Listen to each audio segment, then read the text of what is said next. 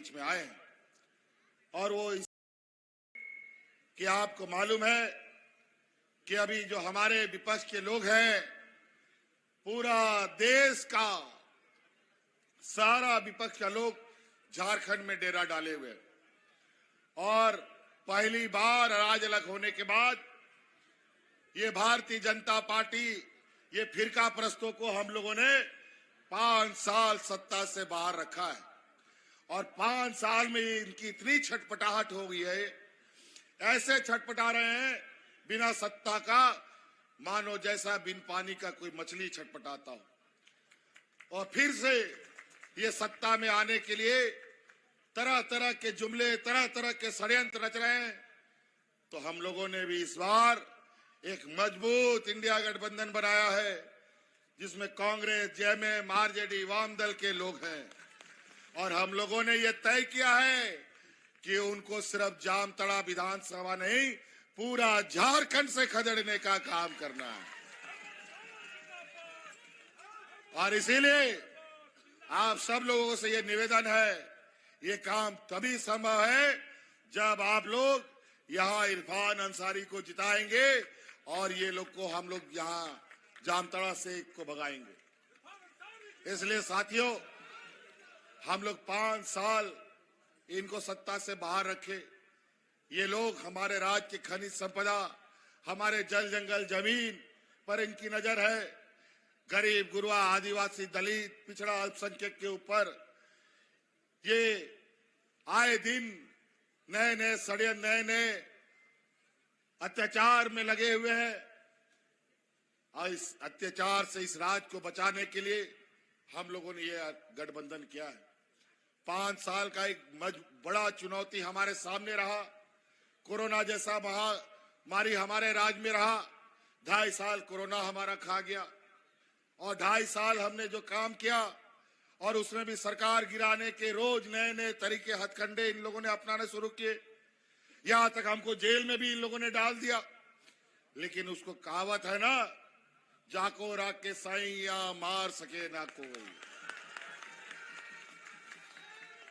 आज ये लोग जेल भेजकर इनको लगा सरकार गिरा देंगे, जेल भेजकर इनको लगा हम लोग पार्टी तोड़ देंगे। लेकिन आज उनके सामने ये गठबंधन एक पहाड़ के जैसा खड़ा हो गया है, और आज इसको पार करना उसकी बस की बात नहीं है। आज हम लोगों ने इस राज्य में गरीब गुरबा, किसान, आदिवासी, दलित, पिछड़ों के लिए जो लकीर खींची है, जो काम किया है 5 साल में, ये 20 साल का एक भी काम बता दे, इन लोगों ने इस राज्य में सबसे अधिक राज किया है। एक भी काम आदिवासियों के बारे में क्या हो बताए, एक भी काम अल्पसंख्यक के बारे में क्या हो बताइए, एक भी काम किसानों के लिए क्या हो। ये लोग सिर्फ जाति धर्म के नाम पर उन्माद फैला करके चुनाव लड़ना, वोट डालो और राजनीति करो की रणनीति पर आगे जाते हैं। हम लोग जात धर्म से ऊपर हर लोग, हर वर्ग के लिए काम करते हैं। जो भी काम है उसका सभी वर्गों को लाभ मिलता है। आज बताइए, यहाँ पर मुख्यमंत्री मैया योजना सम्मान इस राज्य की महिलाओं के लिए हम लोगों ने लाया। आज हिंदू, मुस्लिम, सिख, ईसाई सभी महिलाओं को इसका लाभ मिलता है। आज इस राज्य के आधी आबादी को 1-1 हजार रुपया उसके खाते में जा रहा है। बताइए, महिला लोग जा रहा है कि नहीं? खाता में पैसा जा रहा है? पैसा चलिए, कोई बात नहीं। इरफान जी को फिर से जिताइए, अगली बार फिर से सरकार बनेगा और 5 साल के अंदर आपके खाते में 1-1 लाख रुपया भेजने का हम आपको वादा करते हैं। और तो और उसका पहला कदम हमने निर्णय ले लिया है। अब जो अगला किस्त आपको आ रहा है, जो अभी 1,000 रुपया आ रहा था, वो 1,000 से बढ़कर के 2,500 रुपया होने जा रहा है। तो कई ऐसी चीजें हैं, बताइए, इनसे पूछिए 20 साल में महिलाओं को मजबूत करने के लिए आपने कौन सा काम किया? एक भी काम नहीं गिना सकते। इनके सरकार में लोग भूख से मरने पर मजबूर हो गए। इनके सरकार में किसानों ने आत्महत्या किया। हमारी सरकार में किसानों को राहत देने के लिए 2 लाख लाख रुपए तक का ऋण माफी करने का काम किया है। आज हमें पता है इस राज्य में गरीब गुरुआ लोग कैसे जीवन काटता है।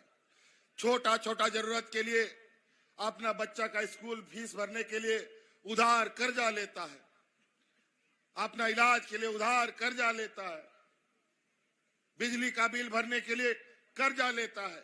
महिलाएं अपना गहना गिरवी रखती हैं। अगर समय पे स्कूल का फीस ना भरो तो बच्चा का फीस स्कूल से नाम कट जाता है। समय में बिजली का बिल ना भरो तो कोर्ट कचहरी थाना हो जाता है। आज आपका उस बोझ को हमने अपने कंधे पे लिया और आज आपका जितना बिजली का बकाया था सबको माफ कर दिया। माफ हुआ कि नहीं? माफ हो गया बिजली का बिल? बोझ कम हुआ कि नहीं? चलिए पूछिए इनसे, इस राज्य के गरीबों का कितना आपने बोझ हल्का किया। ये लोग देने वाले लोग नहीं हैं, ये लोग लूटने वाले लोग हैं। इससे संभल के रहिएगा। ये लोग इतना जहरीला, ये लोग समाज के बीच में जहर बोता है कि एक दूसरे से लड़वाने का काम करता है। जिस राज्य पे कोई लड़ता झगड़ता नहीं, वहां इसका कोई रोटी नहीं पकता। कोरोना का दिन याद कीजिए, ऐसा महामारी इस राज्य में आया जिसका कोई अता पता नहीं था, ठीक होगा कि नहीं होगा, कब तक चलेगा नहीं चलेगा। और यही लोग अचानक किसी को समय दिए बगैर देश में लॉकडाउन लगा दिया। सब जहां का तहां फंस गया, कोई घर वापस नहीं आ सकता था। हाट बाजार, गाड़ी मोटर ट्रेन सब बंद, स्कूल कॉलेज। उस समय याद कीजिए, आपने कई खबरों में देखा था, यही आपका भाई जो खड़ा है आपके भाइयों को हवाई जहाज से ढो करके आपके घर पहुंचाने का काम करता था। जिसका पैर में हवाई चप्पल नहीं था उसको हवाई जहाज में ढो करके उसको घर पहुंचाने का काम हमने किया था। ये लोग कहीं पहला ये राज था।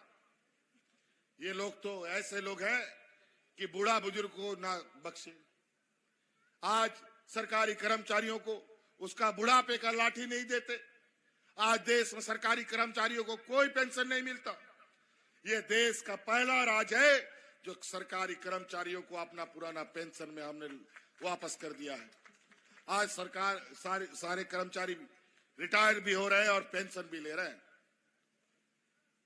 कई ऐसा गांव देहात के लोग हैं जहां बीडीओ कौन है, सीओ कौन है नहीं जानता, ब्लॉक ऑफिस कभी नहीं देखा।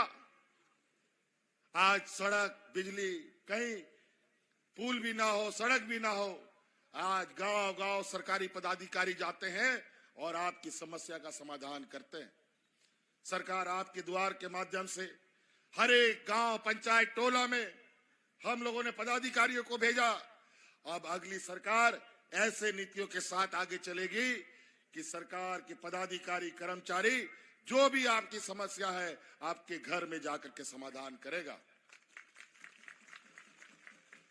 तो साथियों, कई ऐसी बातें हमारे गांव देहात में एक समय बहुत बूढ़ा बुजुर्ग लोग को कम पेंशन मिलता था, एक दो बूढ़ा बुजुर्ग लोग को मिलता था, एक दो विधवा महिला को पेंशन मिलता था।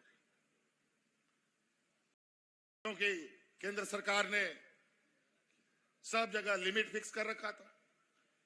विधवा महिला 18-19 साल में हो गई और 40-50 साल के बाद भी उसको पेंशन मिलेगा कि नहीं मिलेगा पता नहीं। इस देश में पहली बार हमने कानून बनाया, जिस दिन जो महिला विधवा होगी उसी दिन से उसको पेंशन मिलेगा। और तो और इस राज्य में जो महिला 50 साल की होगी उसको भी पेंशन मिलेगा। आज बूढ़ा बुजुर्ग जो 60 साल का है उसको पेंशन मिलेगा। और आज बूढ़ा बुजुर्ग लोग अपना उम्र गिनता है, किस दिन मेरा 60 साल और 50 साल हो जाएगा ताकि मेरा ऑटोमेटिक कार्ड बन जाएगा। आज दलाल उलाल का सब चक्कर खत्म। इसलिए साथी, इस राज्य में महागठबंधन को मजबूत बनाना है, फिर से सरकार बनानी है और इस राज्य को एक लोकतंत्र को मजबूत करने का, यहाँ के संविधान को बचाने का एकजुट होकर के हमें रहना होगा, तभी ये राज्य बच सकता है। और हम सभी गरीब, आदिवासी, दलित, पिछड़ा बच सकते हैं। इसलिए साथी, आप लोगों से एक जोरदार अपील चाहते हैं, इरफान अंसारी जी को जिताइएगा ना, जोर से बोले जिताइएगा ना, महागठबंधन को जिताइएगा ना, सरकार बनाइएगा ना। चलिए, बहुत बहुत धन्यवाद। इन्हीं बातों के साथ, क्योंकि मेरा गाड़ी भी चालू हो गया है और भी कार्यक्रमों में जाना है। धन्यवाद, जोहार।